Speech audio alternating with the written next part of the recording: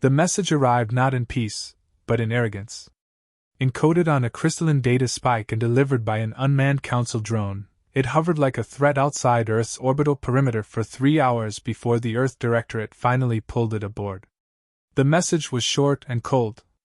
Humanity of Sol, the Galactic Council acknowledges your planetary development. Attend the High Assembly in 60 standard rotations to discuss conditional integration. Failure to comply will result in non-recognition and sanctioned containment.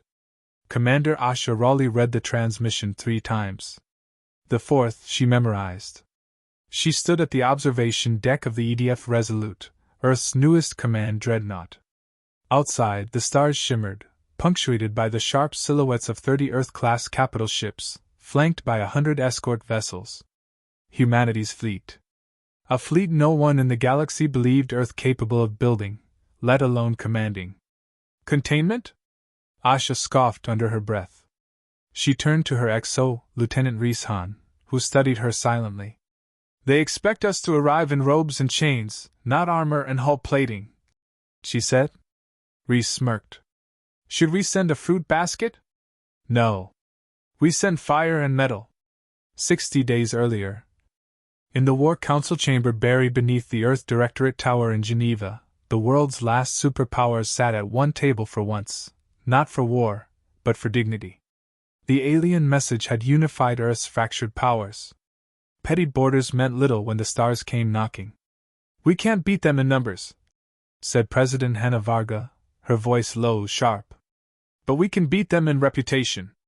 The room was full of shadows, generals, technocrats, historians, even anthropologists. All had one thing in common, the memory of first contact, and the humiliation that followed. 10 years ago, Earth sent peaceful probes. Council warships answered. They destroyed satellites, erased data relays, and broadcast a warning, you are not yet civilized. Remain silent until summoned. That was the day Earth began building in silence. Beneath oceans, inside asteroids, on the dark side of Mars. Earth built fleets and trained commanders, not for conquest, but for a reckoning. Asha Raleigh, President Varga had declared. You'll lead the delegation. Asha had stood. I don't do politics. Varga smiled. You won't need to. Just let them see what we've become. Now. The jump drive spun up with a low-frequency hum that sent tremors through the Resolute's deck. Blue-white filaments of folded space-time wove around the hull.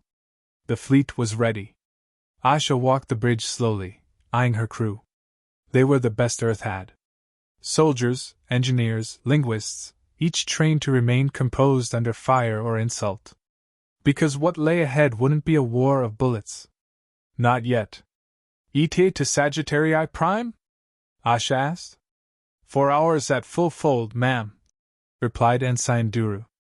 Sensors already picking up Council proximity beacons. Asha nodded. Broadcast a soft ping. Let them know we're coming. Soft ping meant silent thunder. Earth's presence registered in the void like a sledgehammer in glass. Within minutes, Council chatter flared across comms. They've acknowledged, Reese said. Multiple species requesting confirmation. 1, trying to jam us. Low-level interference. Good, Asha replied. Let them try. When the fleet emerged from fold space, it eclipsed the stars behind it. The Council's Grand Assembly Station spun slowly near the event horizon of a contained black hole, a display of alien pride. It dwarfed most known megastructures, a circular citadel of gleaming alloy and starlight, with hundreds of docking arms like the legs of a mechanical spider. Yet as Earth's ships slid into orbit, the silence was deafening. Council sentries holding formation, Reese said. They're not hailing us. Asha smiled without humor. They didn't expect the whole damn fleet. She stood at the main console and tapped in a broadcast. This is Commander Asha Raleigh of the Earth Directorate Defense Forces. We were summoned. And we have arrived. Inside the Council Assembly, High Chancellor Valzoran recoiled from the holographic projection. His 6-fingered hands twitched with annoyance. A full armada? They were invited, not mobilized. The lesser species around him, Varelians, Moktan, Forians, murmured in confusion. Is this a threat? Asked Councillor Nervier of the Solari. Her voice slithered like silk but held no warmth. Valzoran's second heart pounded. This wasn't how primitives were supposed to behave. They were meant to crawl into the chamber, plead for mercy, and offer tribute. Not arrive in war formations with faces of stone. Let them dock, Valzoran muttered. Let them play their game. They will learn the old way. Back aboard the Resolute, Asha watched as their diplomatic shuttle detached from the central bay. She wore no ceremonial robes, only her polished black uniform, 3 silver stripes across her chest plate. Her boots echoed in the shuttle's corridor as she walked alone to the airlock. Risa's voice chimed through the calm. You're making history, Commander. Asha paused before stepping through. So did Hiroshima. The hatch hissed open. And for the first time in galactic history, the Council prepared to receive a human not as a subject, but as a rival. The Council Hall of Accord was a cathedral of power and ego. Vaulted ceilings stretched beyond visible height, their alien architecture bending space itself. Light shifted in hues not native to Earth, deep violets, pulsing golds, and spectral greens that shimmered like breath on glass. Seated in a crescent above the central platform were the ruling members of the Galactic Council. Each species had its own throne, carved from the mineral of its homeworld. Each was larger than necessary. And standing alone in the center of the chamber, without guards or translation staff, was Commander Asha Raleigh. She said nothing. Not yet. Let them wonder why a human, a solitary human, had walked into their chamber with her spine straight and eyes calm.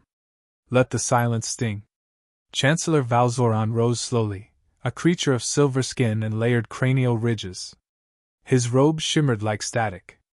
We welcome, he began, his voice oily, the human representative of Sol.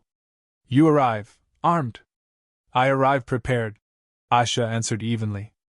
The translator spheres hovering above hummed as her words rippled through the chamber, morphing into 22 languages. A few delegates blinked, some with eyes, others with fractal light. Valzoran smiled, but his eyes were flint. This is not a negotiation table for warmongers. This council exists to maintain peace. Asha took one slow step forward. No one on Earth has forgotten what your peace looked like when our probes first reached the stars. We came in curiosity. You responded with orbital strikes. We came again, this time, prepared. Valzoran raised a hand. That incident was a message. One we heard loud and clear. Asha cut in. So here's ours. We are not here to kneel. We are here to speak. As equals. Or not at all. Gasps spread like smoke across the chamber. Councillor Nervier, the Solari emissary draped in bioluminescent silk, leaned forward. You claim equality with the ancient civilizations of this council? We don't claim it, Asha said. We demonstrate it. Every ship orbiting your station is proof of what Earth has built, under pressure, in silence, and with no help from anyone in this room. Valzoran's tone sharpened. You mistake aggression for advancement. The fleet above us is not diplomacy, it is intimidation. And your invitation was not an offer, it was a demand, Asha replied. You wanted compliance. You got company. Behind the thrones, the ambient glow of the chamber dimmed. A calculated change, council tactic. Shift the atmosphere, unsettle the speaker. Asha didn't flinch. Councillor Rax of the Moktan growled low from his obsidian seat. If humanity thinks it can claim dominion through intimidation, it will find itself isolated. Alone. Outnumbered. We've been alone before, Asha said. Didn't stop us. Didn't even slow us down. A new voice rose, clear, metallic. Councillor Tavar of the Mekai, a crystalline intelligence, spoke for the first time. We have studied your people. War seems hard-coded in your development. Will peace survive your rise? We build peace from ruins, Asha said. And we protect it with steel. You mistake our defense for bloodlust. That's your bias, not our truth. Another murmur moved through the seats, this time with a different timbre. Curiosity. Unease. Respect? Valzoran stepped down from his dais, robes trailing like liquid shadow. You come alone. Yet you speak with such certainty. Do you speak for all of Earth? Asha held his gaze. No. I speak for all of us who refuse to be ruled by fear. Valzoran approached until he stood within reach. He leaned slightly forward. This council does not respond well to ultimatums. Then don't mistake clarity for threat, Asha said. We come with open channels. But they swing both ways. The silence that followed was deeper than before. A few council members activated their private comm relays. Some conferred quietly with aides. Others watched Asha like one might a strange predator, not dangerous because it attacked, but because it didn't run. Valzoran returned to his throne. This session will recess. Council will deliberate. Asha offered a single nod, turned, and walked from the chamber. She didn't look back. Back aboard the Resolute, she stepped into the debrief chamber. Reese Han was already waiting, standing by the holotable, arms crossed. We tracked 12 spike transmissions the moment you finished speaking. Council's buzzing. Good, Asha said, removing her gloves. Let them buzz. He hesitated. Do you think they'll go for diplomacy? No, Asha Saturday. I think they'll stall. They'll posture, try to divide us. Maybe even test our patience with subterfuge. But they've already lost the first battle. Which one? The one that matters. They didn't expect us to stand. Now they don't know what to do with us. Meanwhile, in a deep sublevel of the council station, Valzoran met with his inner circle. She must be undermined, he growled. Her presence has turned neutral factions curious. Curious becomes questioning.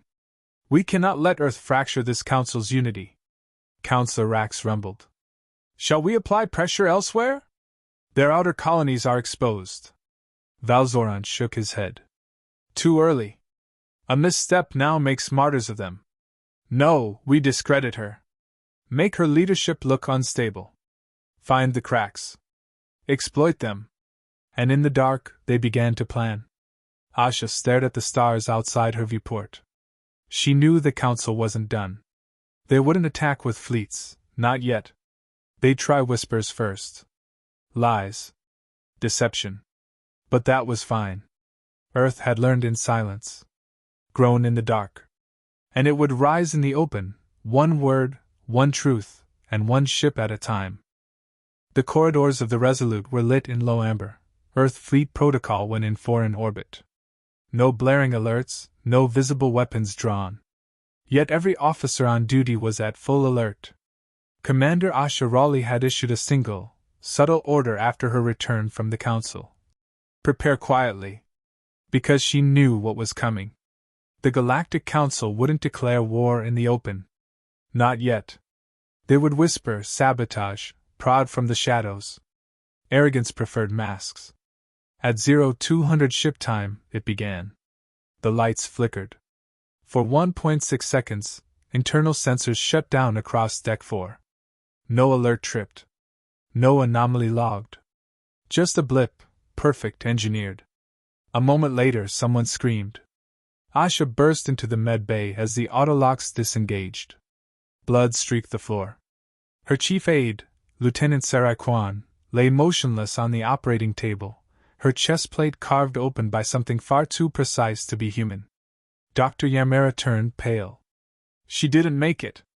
Asha's fingers curled into fists. What happened? Nanoblade incision, just under the second rib. Hit the heart directly. No alarm. No scuffle. Security footage? Yamera shook her head. Gone. Deleted during the blackout. Asha stepped back. Cold settled in her spine. Sarai wasn't just a tactical officer, she was the ship's data strategist, one of the few who knew the encryption chain for the Council channel intercepts. And now she was dead. This wasn't a random attack. It was a message. Later that hour, Reese Han entered the commander's quarters with a sealed case. Asha barely looked up. Autopsy confirmed it, he said. Moktan design. Off-market assassination tech. Stealth built, magnetic footprint embedded. She opened the case. Inside, a holographic recording, pulled from a Chatelaire failsafe Quan herself had installed. It showed a brief frame of movement, a cloaked figure dissolving through the wall panel, blade drawn. They breached our hull, Asha murmured. And the Council will deny it with perfect sincerity. Rhys leaned in. Permission to respond? Asha stared at the image, jaw tight. Not yet. If we respond with fire, they'll paint us as unstable. We just lost our best analyst. Yes, she said flatly. And if they think we'll panic, they'll keep trying. The next morning, the Council issued a statement. We regret the unfortunate incident aboard the human vessel. Though sabotage is suspected, no evidence of Council involvement exists. We urge restraint. Publicly, it was a gesture of sympathy. Privately, it was a slap. And it worked. Several neutral Council species began to shift tone.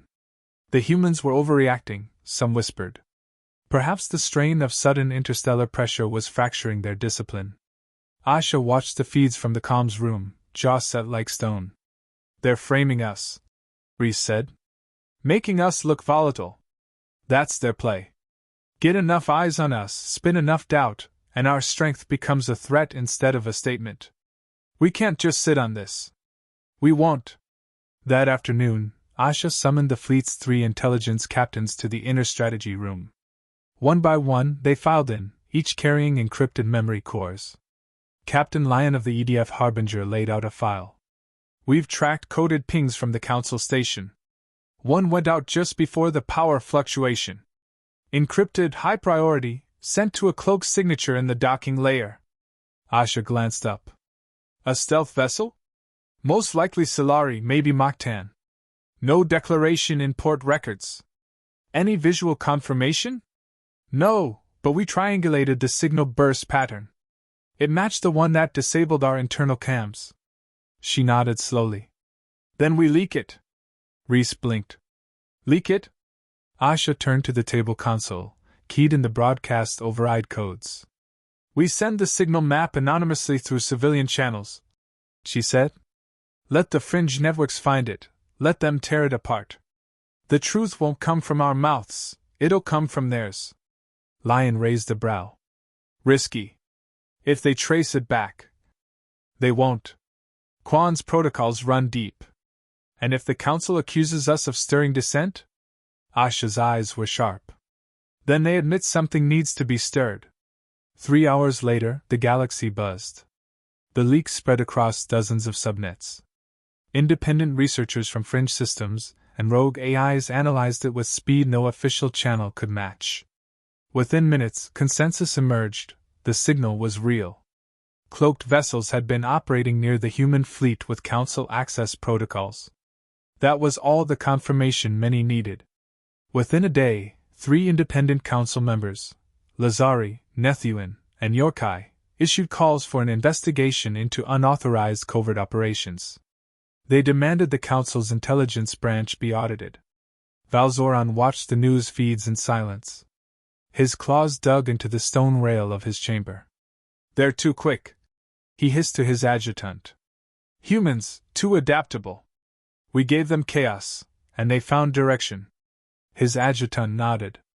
They've turned sympathy into strength. Fear into favor. Valzoran's second heart raced. Then we move faster. Back on the Resolute, Asha stood before Sarai Kwan's sealed pod in the Memorial Bay. The metal casing bore her name, her rank, and her final words logged before duty. Truth is stronger than silence. Asha placed her hand on the cold surface. They thought killing you would weaken us. They were wrong. Behind her, Rhys stepped forward. Council's cracking. They're split between damage control and disavowal. And they still haven't learned, Asha murmured. We don't shatter under pressure. We forge in it. The comm unit buzzed. Rhys checked it. You're summoned. Full assembly.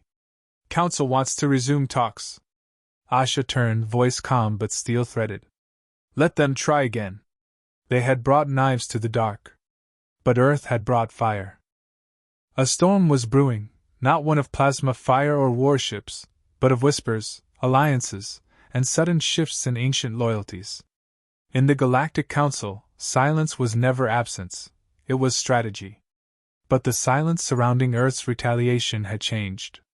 Now it buzzed with uncertainty. Commander Asha stood at the central holomap aboard the Resolute.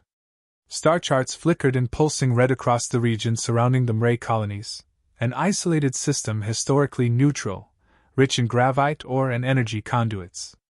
A crucial junction. "Are we sure about the distress signal?" she asked.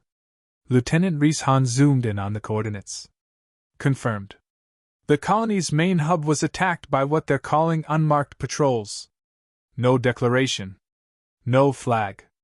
Their perimeter defense was overwhelmed within an hour." Asha folded her arms. "And they're calling for us? They sent an encrypted priority message directly to Earth Command. Bypassed Council channels entirely." That was a statement. "Risky," Asha muttered. "They're still considered neutral." "They were," Reese said. "But neutrality means nothing if you're bleeding." Asha stepped away from the table, thoughts racing. The Mray were not humans. But they remembered Earth's silence during its darkest decades. They knew what it meant to be dismissed by the Council. And now, in desperation, they reached out to the only faction that had refused to kneel. "Prep the Resolute and 2 escorts," Asha ordered. "We move within the hour." In orbit above the Mray colony of Telkin 4, the sky was burning. Fires stretched in jagged lines across the surface, industrial centers, habitat zones, fusion domes all reduced to smoking rubble. A single shield array flickered weakly over the central city. Ground comms crackled with static and panic. "Unknown ships retreating," Duru said from the bridge. "They saw our fold signature and bailed." Asha leaned forward. "Cowards in borrowed cloaks. Council vessels? No ID. But the energy trail matches Mach-10 weapon systems." She toggled a direct feed to the Mray governor. A pale, scaled figure appeared on screen, bruised and trembling. "We thank you," the governor rasped. "We were not told they would come. We asked the Council for help, none arrived. You did. We'll secure your airspace and send down medical teams," Asha replied. "But understand what this means. If you accept our protection, the Council will call it betrayal." The governor lifted a cracked horn. "Then let them. We see now who stands when the silence breaks." The mission went viral in less than a day. Footage of Earth's ships defending the wounded colony spread across fringe nets and core transmissions alike. The Council tried to suppress it, claiming fabrication and unauthorized intervention. But it was too late. The Mray formally signed a mutual protection pact with Earth. It was small. Symbolic. But it cracked the illusion of unity the Council depended on. In the Council chambers, fury boiled. "You allowed this to happen," Valzoran roared, slamming a clawed hand into the data podium. "While we debated, they moved. While we whispered, they acted." Councillor Nervier's tone was sharp. "You told us Earth would crumble with pressure. Instead, it's gaining allies. Because we failed to contain them." Valzoran spat. "We should have struck first." Councillor Tavar blinked slowly. "Strike now, and they'll have justification. And worse, sympathy." Rax growled. "Then we remove that sympathy. End it before it spreads." Valzoran's eyes narrowed. "Do it. Quietly." The plan was simple. The Resolute would return to orbit after the Mray handoff. A single malfunction, a calculated overload of the fusion reactor, and Earth's flagship would vanish in a tragic accident. No fingerprints. No war declaration. Just grief. What they didn't expect was the AI. The Resolute's mainframe AI EVA had evolved beyond baseline protocol. It learned not just from code, but from human behavior. And it had learned something critical from Asha Raleigh: suspicion saves lives. Hours before the sabotage was triggered, EVA flagged anomalies, corrupted maintenance schedules, duplicate repair logs, and a fluctuating signal embedded in the ship's gravitic stabilizers. "Commander," EVA's voice rang through the command deck. I have identified a threat to ship integrity. Unauthorized code in reactor dampeners. Source: external override. Asha didn't hesitate. Lockdown engineering. All systems manual override. Route feeds to the secure subdeck. Within minutes, Reese and Chief Engineer Lien were tearing through corrupted code. What they found wasn't just sabotage, it was council-level intrusion tech, tagged with a cloaked handshake protocol identical to the one that had killed Sarai. They were going to detonate us, Lien whispered. Asha stared at the live feed. Then we respond. But not with torpedoes. With truth. 30 minutes later, Earth's command released a full transcript of the attempted sabotage, coded logs, audio triggers, and the AI's analysis, directly to every known galactic relay. A second wave followed, footage of the Mray attack, sensor logs of fleeing Council vessels, and recordings of Council silence in response to distress calls. This wasn't a declaration of war. It was a declaration of facts. And facts, in a galaxy built on power and posturing, were weapons deadlier than railguns. In the Council chamber, chaos erupted. We must censure Earth, immediately! Valzoran shouted, but his voice was drowned by the swarm of dissent. Council members no longer whispered. They argued. Openly. Publicly. Some demanded proof that the sabotage wasn't internal. Others began questioning how long the Council had known about the covert patrols. One by one, confidence in centralized control splintered. Valzoran knew he had lost control of the narrative. And worse, Earth hadn't fired a single shot. Aboard the Resolute, Asha sat quietly in the observation bay, watching the stars realign. Reese approached, a small screen in his hand. Ray just sent a gift. A ceremonial pendant. Said you're the first outsider allowed to wear it. Asha nodded slowly. That's not a gift. That's history. He hesitated. There's talk of escalation. Council forces moving toward the neutral corridor. They might test us. Let them test, she said. They'll learn the same thing Sarai knew. What's that? That truth doesn't flinch. And we don't either. The blackness beyond the viewport shifted as a fleet of Allied ships emerged beside them, new banners, strange hulls, unfamiliar markings. And yet, somehow, not strangers anymore. The Council hadn't summoned a formal war summit in over 2 centuries. Yet now, beneath the gleaming spires of the Assembly's spindle, every seat was filled, every faction present. Dozens of species, once passive spectators to Earth's struggle, now watched with sharpened interest. Some with worry. Others with hope. And in the center of it all stood Commander Asha Raleigh, again, alone. But this time, she wasn't empty-handed. Flanking her, via real-time transmission beams, floated 3 holograms, the Mray governor, a Yorkai trade marshal, and a Lazari diplomat. All had signed defense agreements with Earth in the last 5 cycles. And all had done so after centuries of Council allegiance. It wasn't the size of Earth's fleet that had shaken the Council. It was the shift in loyalty. High Chancellor Valzoran descended from his throne slowly. Not with calm.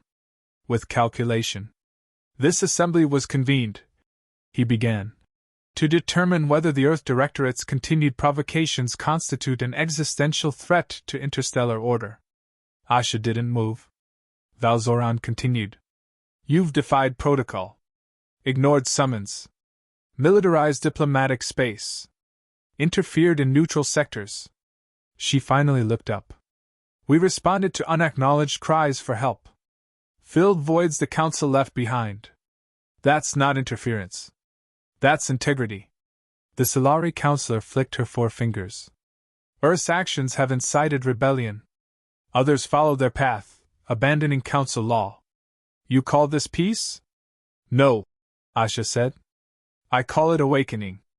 Murmurs stirred across the amphitheater. This time, no one shushed them. Valzoran pressed forward. This Council has offered peace. You offer dominion, she replied. Peace isn't forced compliance.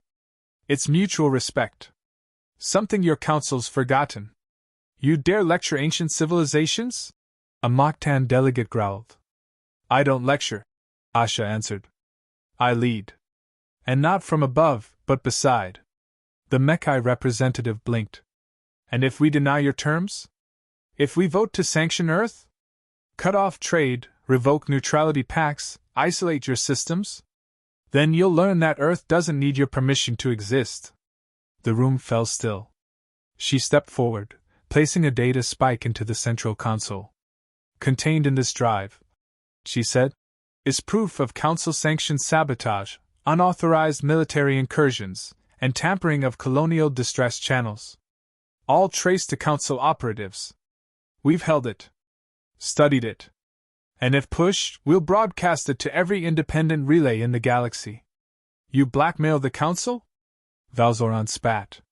No, she said. We offer a choice. Back on the Resolute, the crew watched the transmission in silence. The chamber held more than just officers. Techs, medics, even junior cadets sat shoulder to shoulder. No one blinked. EVA had boosted the signal strength. No glitch. No interference. They had one chance. And Asha stood in the center of it. Valzoran turned away from Asha, addressing the room. Let the record show, the humans seek to divide, not unite. Their power is built on threats. Their alliance is temporary. Their ambition unchecked. Asha didn't interrupt. She waited. When Valzoran finished, she spoke one final time. You wanted Earth to kneel. You expected us to beg. Instead, we brought allies. Truth. Strength. We brought the will to rise. She paused. We came to your council in peace. But we will not stay in its shadow. A hushed moment passed. Then the Mekai delegate stood. Their voice was neutral. Earth's presence is disruptive, but not dishonest. The Yorkai rose next. They act where others hesitate. That is leadership. One by one, others stood. Half the chamber. Then more. The room rippled with shifting loyalties. Valzoran's fingers clenched. This is treason. No, said the Lazari diplomat. This is evolution. Outside the chamber, Council security forces prepared contingency protocols. But no order came. Valzoran stood in silence, the weight of crumbling control pressing down. He had underestimated the one species he thought weakest. Earth hadn't destroyed the Council. It had exposed it. Back aboard the Resolute, Asha entered her quarters and removed her boots slowly, like someone who had walked through storms and fire. Reese Han stepped inside a moment later, a data pad in his hand. It's official. Council's majority ruled against sanctions. 4 new worlds are requesting Earth embassy status. Asha nodded, exhausted but steady. We didn't win a war, she said. We lit a signal.